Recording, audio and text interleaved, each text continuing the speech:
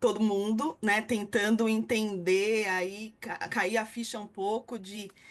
quem é esse Papa, né, esse novo Papa, e que caminhos ele aponta para esse papado, né, porque,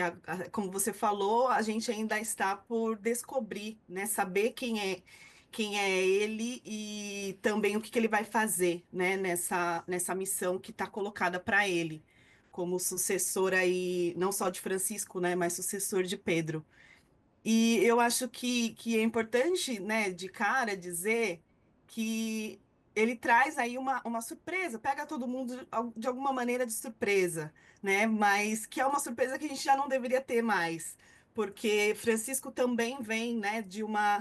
um conclave, de uma eleição que foi também rápida e foi a surpresa, né, considerado por muitos o azarão. Mas eu acho que reforça o ditado, né, que muitos dizem, muitos cardeais se referem, que é quem entra papa, sai cardeal, né? Então,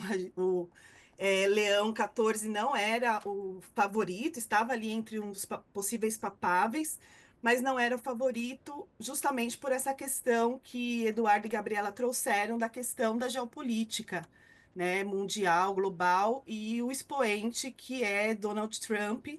nessa conjuntura, né, expoente da extrema-direita. E até as tentativas de influência, que a gente não sabe, não tem como avaliar até que ponto foram bem-sucedidas, mas as tentativas declaradas dele de influência no conclave. Então, são elementos muito significativos para a gente pensar, né, antes de entrar nessa questão das mulheres propriamente ditas. E eu acho que tem alguns sinais que ele já nos fornece, né, nesse primeiro discurso,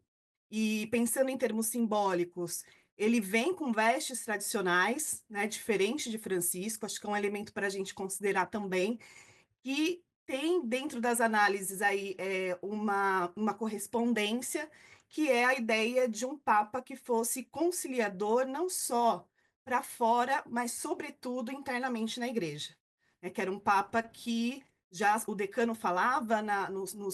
sua homilia, né, da missa pré-conclave, que eles buscavam um Papa que fosse pela unidade. Então, nessa perspectiva, a gente vai pensar que, por um lado, Leão XIV vai seguir, né, muito próximo de Francisco nessa linha pastoral, missionária, né, de pensar que ele se refere a alguém que foi responsável por sistematizar de alguma forma, é considerado o, quem iniciou a doutrina social da igreja, né, com a Rerum Novarum, e também tudo que ela apontou em termos de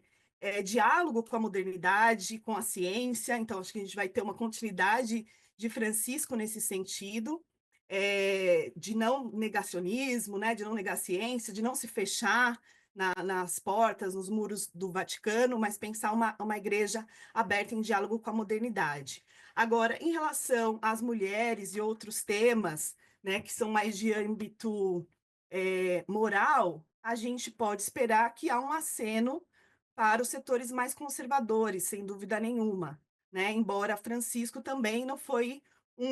propriamente um progressista nesse campo, né? Foi mais um moderado, mas que de alguma maneira apontou, acenou também para demandas de setores mais progressistas internos, né, da Igreja Católica.